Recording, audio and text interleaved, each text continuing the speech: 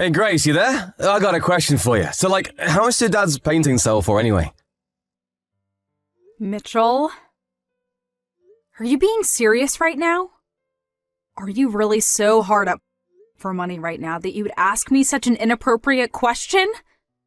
Long story short, yeah. So, how much are they worth? How am I supposed to know?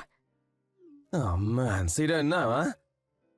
Yeah, and I don't care to know, since I would never in a million years think to sell those paintings.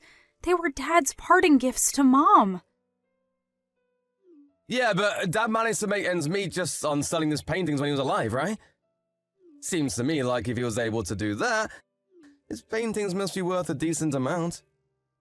Yeah, and as long as those paintings are Mom's property, and she has no intention to sell them, then they're not for sale. So it doesn't matter how much money they're worth. End of discussion. Got it? Aww.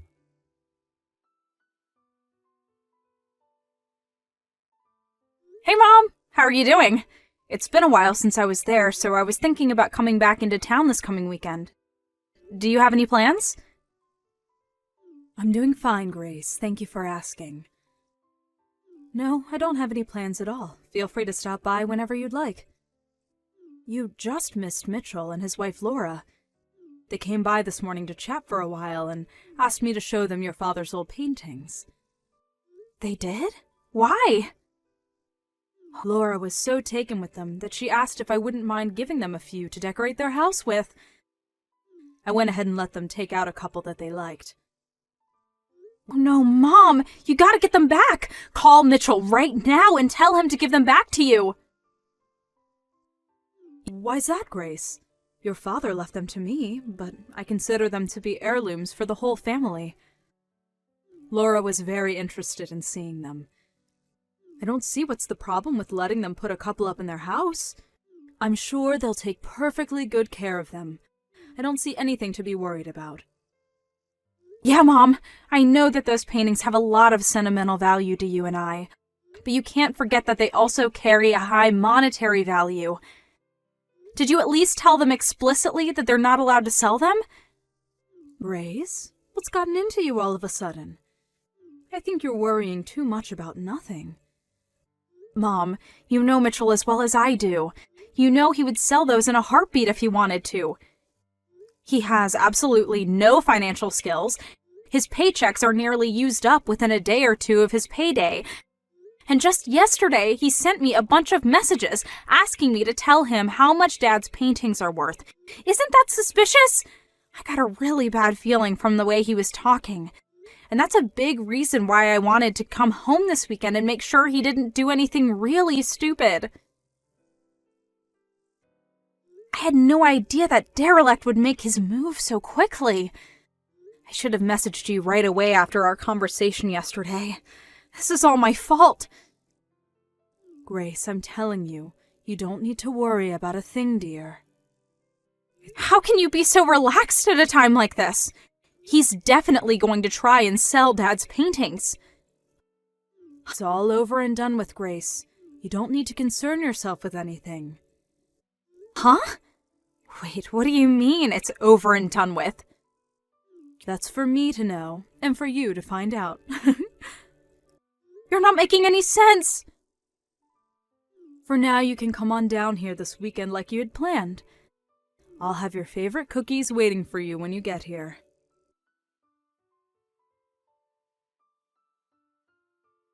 Mom, this is bad! I just got to Dad's studio, you know, the one where he stored all his paintings. Oh my, Grace, you're here already?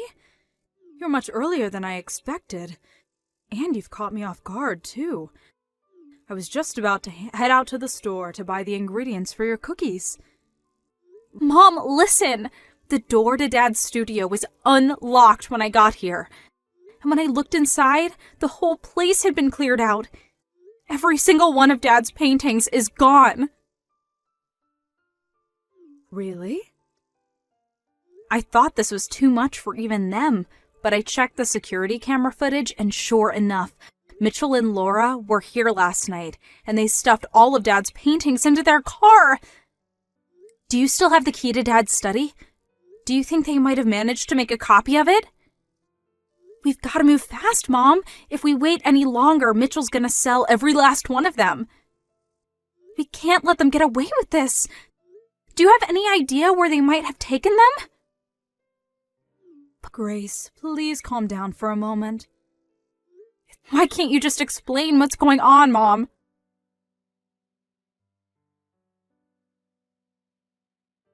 Grace, this is bad. Really, really bad. You gotta help me. Mitchell? What on earth are you so spooked about? What's going on? I'm in big trouble, Grace. I need help, fast. Just calm down and tell me what happened and what you need me to help you with. Okay, well, I saw one of Dad's old paintings the other day. I knew it! I knew you were planning to sell them. I had no choice, Grace. I was up to my eyeballs in debt, and I had no other way to pay it off. You'd do it too if you're in my shoes. Debt? What did you borrow money for? Well, you know, a little of this, a little of that. But I figured that if I sold Dad's paintings, I could pay it off in one big lump sum. And, well, maybe if there was a little bit left over, then I could spend it on some stuff for myself. I can't believe you, Mitchell. This is a new low for you. How could you just throw away our memories of Dad like that? Save the lecture for later, Grace. Now isn't the time for that. I've got a much bigger problem on my hands. It turns out all the paintings in Dad's study were fakes. None of them were original. Every last one was a fake. They were fakes? But that doesn't make any sense. I took them to a professional appraiser to see how much they were worth, and he said that they were all remakes based on Dad's paintings. They weren't actually his paintings. He was 100% positive too. Dad's signature wasn't even on them, so there was no way they were real. So wait a second. All of the paintings that Dad kept stored in his study, they were all fakes? Yes, that's what I've been trying to tell you. The appraiser said that they were all copies that were made digitally, then printed off by a computer and placed into a frame. And even the frames were cheap knockoffs. The story is getting weirder and weirder. I know, right? I'm still in shock. I can't believe it. Give me a few minutes, Mitchell. I'm going to talk to Mom for a second. I'll be right back.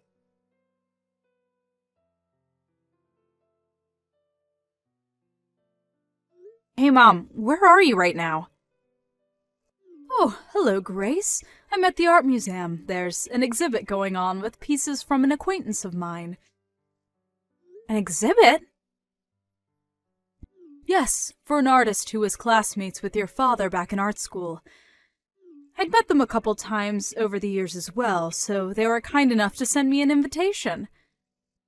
But, oh, okay, well, that's nice. But I have something completely unrelated that I need to talk to you about. And it's urgent. Do you have a minute? But of course. How can I help you, dear? I just got a message from Mitchell, and he's super panicked. He said that he just took Dad's paintings to an appraiser, but the appraiser said they were all fakes. And? Is that all you have to say about this? I mean, is it true? There's always a possibility that he's lying and that he kept the originals, made the fakes by himself, and took them to the appraiser to cover his tracks. But I don't think Mitchell is that smart. So I guess I have no choice but to take him at his word. That the paintings he took from Dad's studio were legitimately fakes, and he's just surprised as I was. He also said that the appraiser told him that the paintings he had were all digitally drawn copies of the original that were painted off by a computer and placed into frames. Yes, that all sounds right to me. So, and this is just a guess here, but the fake copies that Mitchell and Laura took from Dad's studio, you made them, didn't you? And the painting that you said you gave them yourself a few days earlier, that was another one of your drawings, right? You're a clever girl, Grace. Well, it seemed like a logical conclusion. I knew that you worked as a background illustrator for an advertising firm back in the day, and I thought you had said something about using drawing software with a computer rather than a pen and paper. So, since neither I or Mitchell have any artistic talent whatsoever, the only other person who had both access to Dad's studio and had an art background was you, Mom. You figured that out all by yourself? Truly impressive, dear. Okay, now that that's out of the way, the last remaining question is, why did you do all that? To be honest, I felt that this would be the only possible way to teach that boy a lesson that would set him straight. Go on. It's been a hobby of mine for the last several years to take your father's paintings and do my best to recreate them digitally. Once I felt like I was getting better at copying them, I started printing them out onto full-size paper and placing them into frames to compare them side by side with the real ones.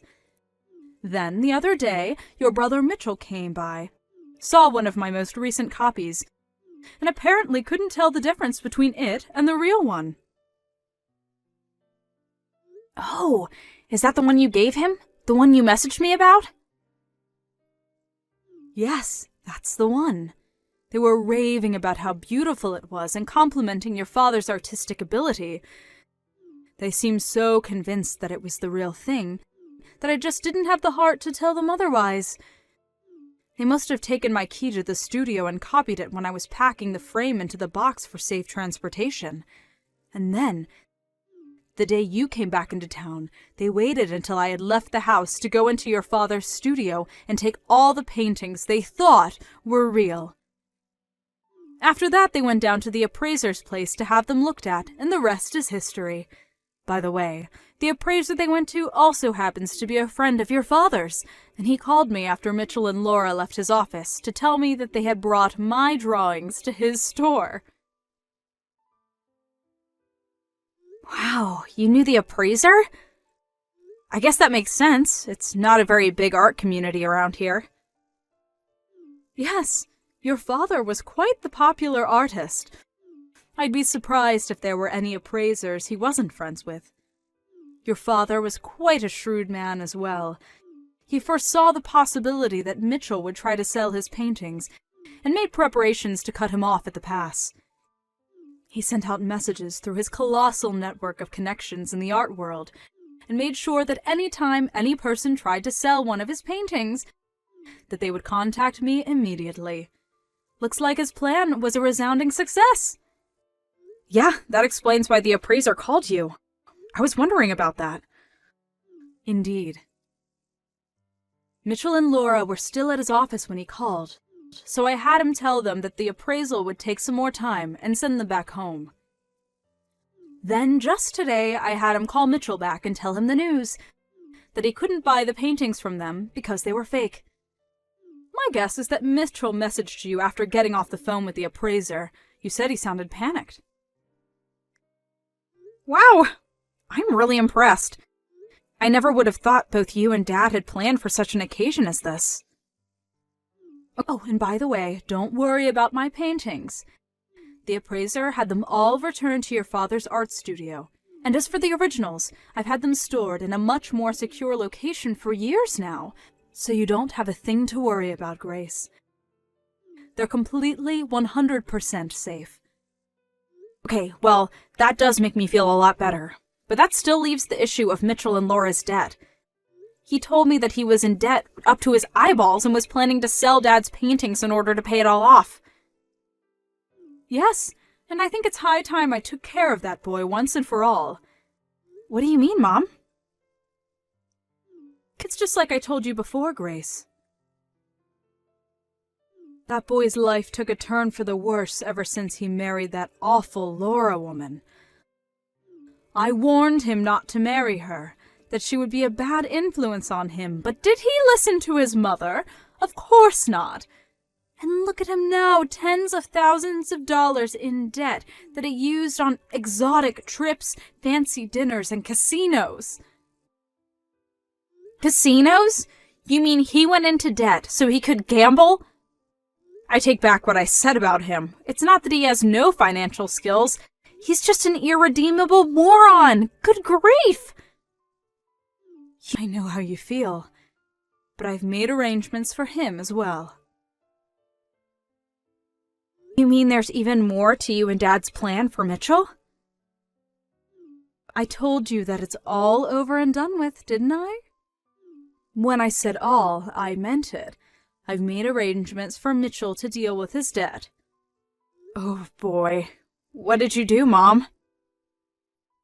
I did what any responsible parent would do to turn their prodigal son back to the straight and narrow.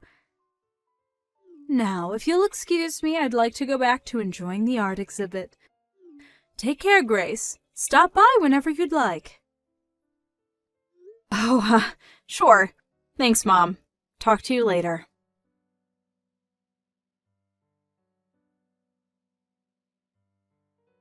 Grace, you gotta help me!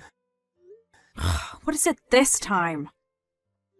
This is bad, really bad, like super bad, I mean it. Okay, I'll bite. What is super bad, Mitchell? Brackwater! Brackwater? A black panel van just pulled up in front of our house and a bunch of guys with ski masks jumped out. They're saying they're with the Brackwater Company. Oh, they're the military contractor that Mom's cousin worked for a few years ago, right? That actually makes perfect sense. Now I know what Mom meant when she said she had made arrangements for you. Wait, what do you know about this, Grace? Tell me, please, and fast! They're a military contractor that operates in a lot of foreign countries that are in various states of civil unrest.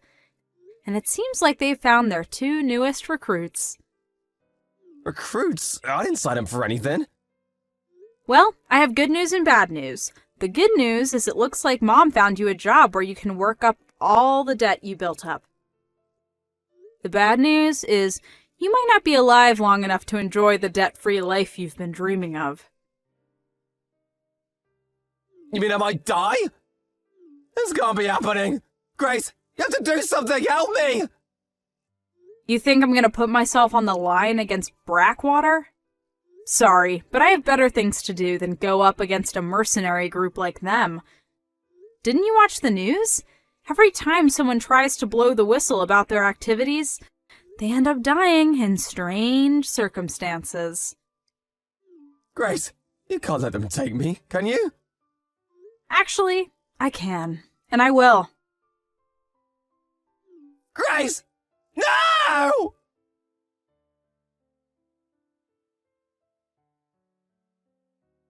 I really had Mitchell going with the whole Brackwater bit, didn't I? Well, unfortunately, the people who came to pick him up weren't a shadowy mercenary group. They were from a live-in work education program for derelict adults. Mom was aware they were coming to pick up Mitchell and Laura that night, and she pulled up in her car right after they did. Mitchell and Laura were already loaded into the van when she got there, and she was greeted to a chorus of bangs on the van walls and muffled sounds of terrified screams. She spoke to the leader of the team the two of them would be inducted into for a while about what sort of work they'd be doing over the next year, then turned and walked over to the van. Mitchell had a gleam of hope in his eye when he saw Mom coming, thinking she was going to save him from the terrible fate that awaited him. But she just went up to the window and said, "Have a good time, Mitchell," got back into her car, and drove home. Mitchell and Laura were put right to work in their re-education programs at separate facilities. They're doing everything from construction to sanitation to engine repair and all sorts of skills that might help them land a job that they'll be able to keep for more than a month or so. Hopefully, in between all the back-breaking labor, they'll find at least a little bit of time to reflect on their lives, think about how they got themselves into this situation, and make a plan on how to work their way out. Sharon, is this some kind of joke? You're getting married? Seriously? Who's the groom?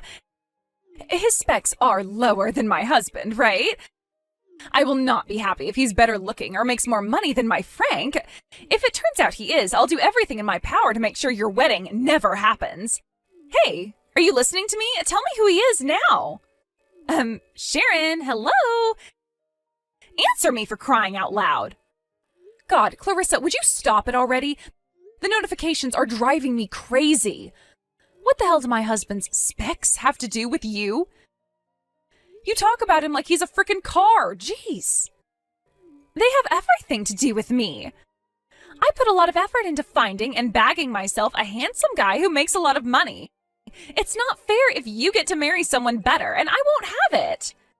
How can you not understand this? It's called basic common sense and decency. I'm not asking you to celebrate for us if you're opposed to the wedding. That's your proclivity, and it has nothing to do with me. Oh my God, is it true? Is he really a better catch than my husband? I'm guessing you messaged me after seeing my Facebook? His page is linked in a lot of my posts, so if you took a proper look, I'm sure you'd understand. Huh? Understand what? Oh my God, what the hell is that photo? Bruce? Is this the same Bruce I'm thinking of? He's that porky little zit-riddled four-eyed nerd from our class. Actually, he's much taller than me now, and his skin is cleared up nicely. I'll admit he looks better than I remember him, but something's not right here. I can't believe it, Sharon! My jaw almost hit the floor! Alright, so are we done now? There's no way he changed that much naturally. Admit it, he got plastic surgery to fix his busted face, didn't he? I bet he's wearing platform shoes to hide the fact he's a midget, too. No, that's just Bruce as he is. And seriously, is this any way to go talking about my fiancé? Cut it out already. I'm done talking to you. Bye.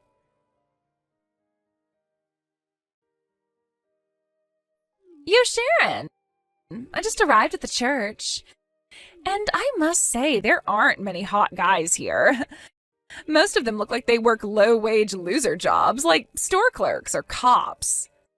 I guess after how hard I worked to bag myself a high-rolling model-level stud, nothing is ever going to compare, but still, it's hilarious to get the occasional reminder of what a pathetic waste of space the average woman has to settle for. I've never seen such a sorry group of men. They're so mediocre their girlfriends will probably end up getting stolen by AI. I wonder who the best man in Bridesmaids are. I mean, I'm sure they're going to be unimpressive losers with no public speaking ability, but I'm still kind of curious. And don't worry, at least with me being here, the atmosphere will improve a little due to my stunning good looks and beauty.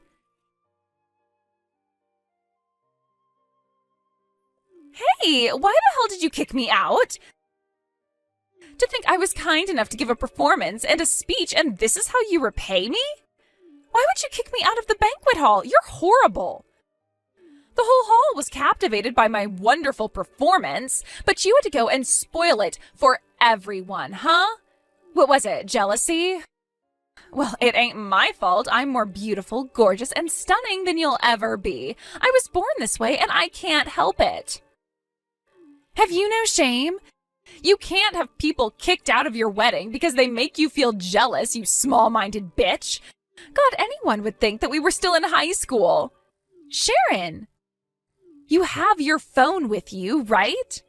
You could at least reply to me after kicking me out of your wedding. Ugh. Oh my God, Sharon, are you like for real right now? I can't believe you'd block me like this after I went out of my way to show up at your frickin' wedding. Fine, have it your way. After seeing your husband, I must say, he's a lot hunkier than I expected. And it would suck to go home after coming out all this way. All right, that settles it. I'll wait until the banquet is over so I can rejoin you guys at the after party.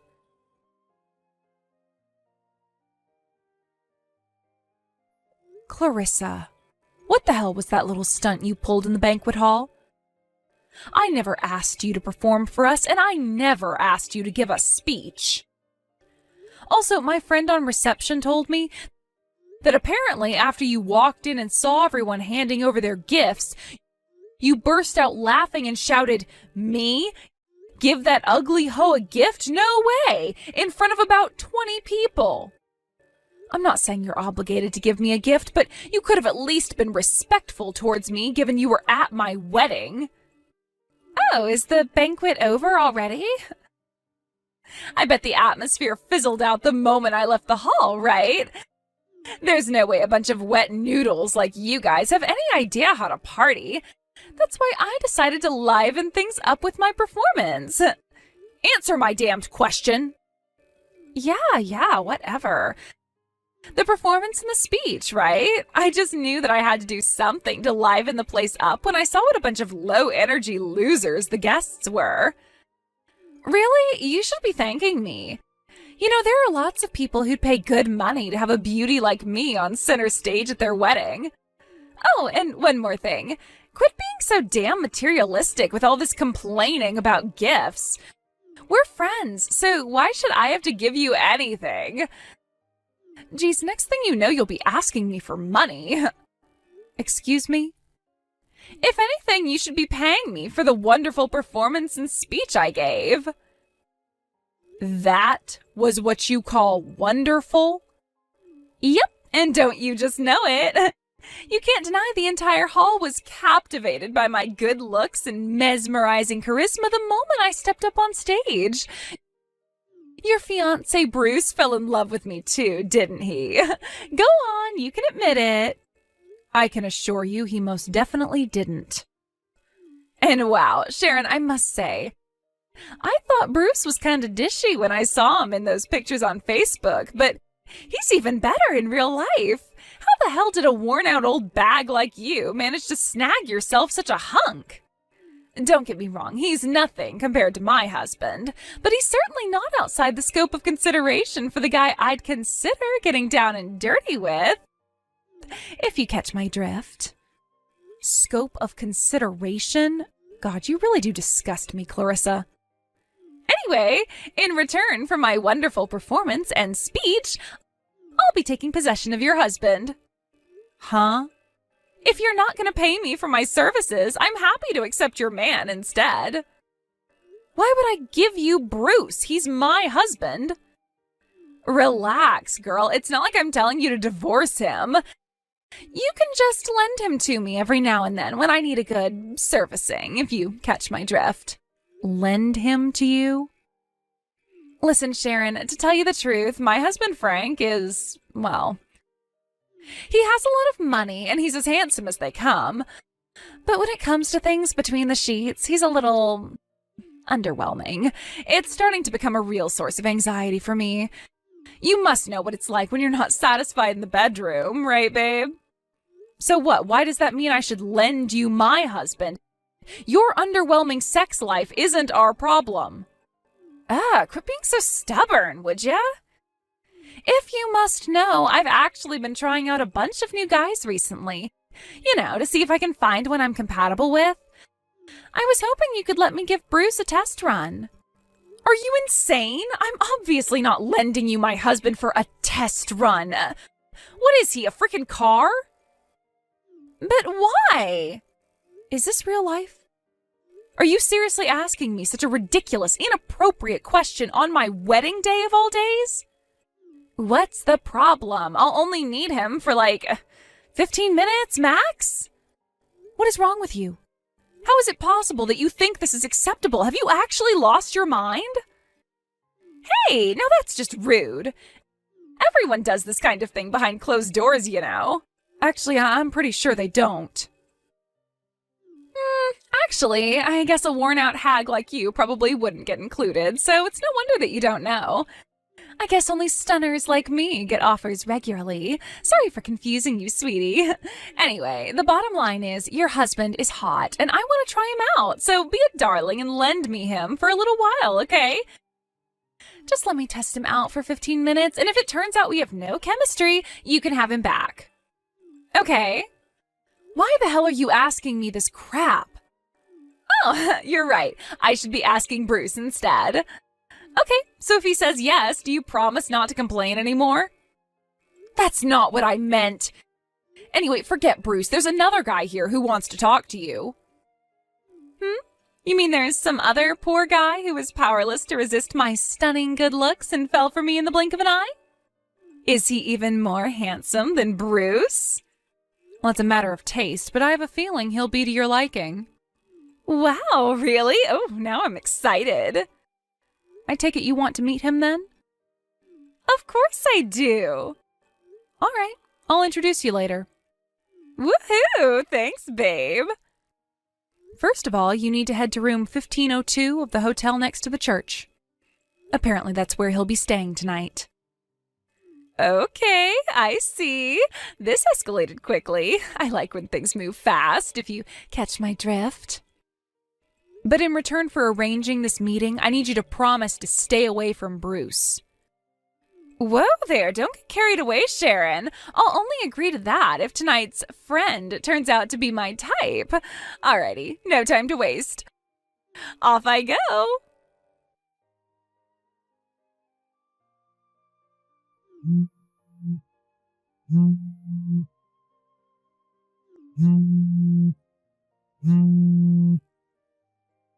Sharon, what the hell is this? Are you for real?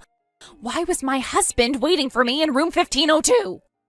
Clarissa, do you still have no idea of the gravity of what you did at mine and Bruce's wedding in the banquet hall? Huh? You mean my wonderful performance and speech that I gave you for free? Which part of that was wonderful? You stole the mic from my frickin' bridesmaid in the middle of her speech and started rambling about your stunning good looks. What the hell did anything you said have to do with my wedding? And more importantly, why did you think it was an acceptable thing to do in the first place? So it wasn't a traditional wedding speech, so what? The whole hall was so captivated they could barely take their eyes off me. Lord knows it was way more interesting than whatever that bimbo I took the mic off was babbling on about. Captivated? Sure, the whole hall might have been watching you, and in a sense, I guess they were captivated, but not in a good way. Everyone was astonished and disgusted by what you did. You don't know that. Oh, yes, I do, because they told me. Everyone in attendance was repulsed and embarrassed by your behavior. Huh? Quit lying, Sharon. Everyone knows my speech was way more interesting than your bridesmaid's. What the heck was she even talking about anyway? I swear I would have fallen asleep if I'd listened to her for 1 second longer. When you got done complimenting yourself, you launched into a hateful tirade against me, going on and on about how it was a miracle I found a husband and how I'd be lucky if he didn't leave me. Then, as if that wasn't outrageous enough, you were so arrogant and crass as to offer me your sloppy seconds if Bruce's performances in the bedroom weren't up to scratch. Is there even a single person on the planet who'd be pleased with a wedding speech like that? I felt like I was gonna vomit.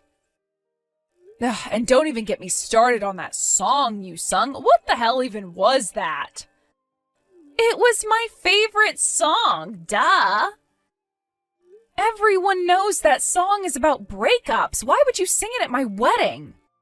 I don't know how, but for some reason I made it to the end of your speech without having you thrown out on your ass. But I lost it when you started singing. I had no choice but to ask security to remove you from the premises. We already had a musician booked, and it most certainly wasn't you. Huh? You did? I didn't know that. I'm just grateful that guy managed to distract everyone as you were being thrown out and bring back a sense of normality to the whole thing. But that doesn't change the fact that you almost ruined my wedding. That's nice, Sharon, but I don't see how any of this has anything to do with my husband. I was so looking forward to getting to that hotel room and finding out what kind of hunky stallion I'd be spending the night with. But when I opened the door, my frickin' husband was sitting there. You had no right to trick me like that. Based on what you're saying, I'm guessing you had no idea who the guy who grabbed the mic off you was when you pulled your crazy little stunt, huh? Maybe you couldn't hear his calls of, "We must not let this wedding be ruined by the selfish actions of one individual," amidst the chaos of being restrained and carried across the hall by 2 security guards. First of all, he didn't grab the mic off me. I handed it over willingly when I saw him marching over with that angry look on his face. As for who he is, isn't he your relative or something? I think he got introduced to me earlier on, but I wasn't paying attention. But seriously, who cares? He's my uncle. Wow, big deal. Am I supposed to be shocked or something? The way you were building up to it, I thought you were going to say he was an FBI agent. Actually, you probably should care. Because it just so happens that my uncle is the CEO of your husband's company. What? Not only that, but your husband also owes him a huge debt of gratitude for helping him get a job there a few years back. Apparently, he heard you showed up from one of the other guests, and with that, he rushed over in a panic. I guess he had a feeling you'd be up to no good.